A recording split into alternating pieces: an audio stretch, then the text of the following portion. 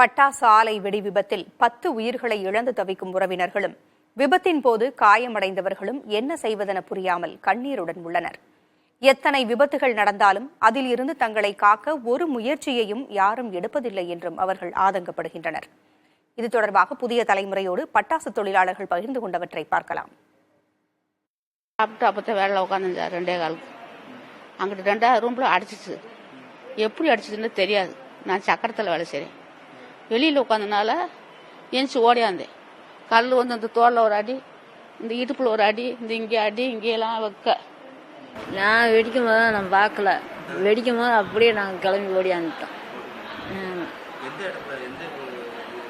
எந்த இது வெடிச்சுன்னு எனக்கு தெரியாது சார். எந்த இது வெடிச்சு கல் மட்டும் பறந்து வந்து விழுந்துச்சு வெடிச்சது.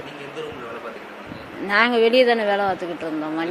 மணியை பிடிச்சிக்கிட்டு இருந்தாங்க. அதில் பவுரோடு தேய்ச்சி கொடுத்துக்கிட்டு இருந்தோம்.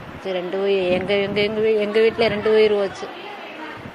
என் கொழுந்தனும் இறந்து போனாப்புல, எங்கள் அக்காவும் இறந்து போச்சு. வீட்டுக்கார் பேர் அழகர் சாமி. 2 பேரும் ஒரு இடத்துல வேலை பார்த்தோம். அவர் சாட்டு ரோடு பண்ணுவாங்க. நான் முன்னத்தில் எகர்ச்சியாக பெட்டியத்தை வந்ததுனால நான் தப்பிச்சேன். இல்லைன்னா நானும் உள்ளே மாட்டியிருப்பேன். நான் எப்பயுமே சாப்பிட்டோன்னு நாங்கள் பாஸ்போர்ட் அடைக்கிறதுக்கு நாங்கள் பெட்டியத்தை வந்ததுனால அந்த இடத்துல நான் இல்லை. நான் முன்னத்தில் வந்துட்டேன். ஆனால் எங்கள் வீட்டுக்காரு கை கால் தான் கொடுத்தாங்கப்பா. எதுவுமே கிடையாது. எங்கள் வீட்டுக்காரோட்ட எனக்கு யாருமே கிடையாது. எங்கள் அக்காவும் பறி போயிருச்சு. எங்கள் கூட பிறந்த அக்கா 2 உசுறு பறி போயிருச்சு. எங்கள் அக்காவுக்கு 3 உள்ள இருக்கு, சின்ன சின்ன பிள்ளைங்க. எங்கள் வீட்டுக்காரும் போயிட்டாரு, எங்கள் அக்காவும் போயிருச்சு.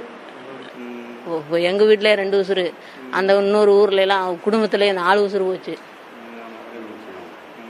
இப்படிலாம் செஞ்சா சரி வேலைக்காரங்க நமக்காக என்ன உயிரை கொடுத்துருக்காங்களா என்ன ஏதுன்னு பார்ப்போம் செய்வோம்னு போர்மன் வரல, மேனேஜர் வரல, ஓனரும் வரல.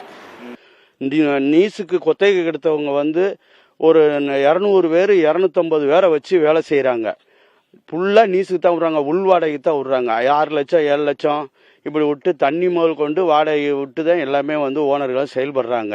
அதனால் இதெல்லாம் ஆபீஸர்கள் கடுமையாக இவங்க மேலே நடவடிக்கை எடுக்கணும். கிட்டத்தட்ட பார்த்தீங்கன்னா பைரோஸில் பார்த்தீங்கன்னா இப்போ அதிகமாக விபத்து ஏற்படுறது காரணமே பார்த்தீங்கன்னா இந்த குத்தகை முறை தான். அதாவது ஒரு ஃபேக்ட்ரி ஒரு முதலாளி பார்த்தீங்கன்னா அந்த ஃபேக்ட்ரி சம்மந்தமாக எந்த இது இல்லாமல் அந்த ஃபேக்ட்ரியை கட்டி அதை குத்தகைக்கு விட்டுறாரு. அந்த குத்தகைக்கு எடுக்கிறவங்க அந்த குத்தகை பணம் போக அது போக லாபம் எடுக்கிறதுக்காக அந்த லாப வெறியில தான் இந்த விபத்து அதிகமாக ஏற்படுது.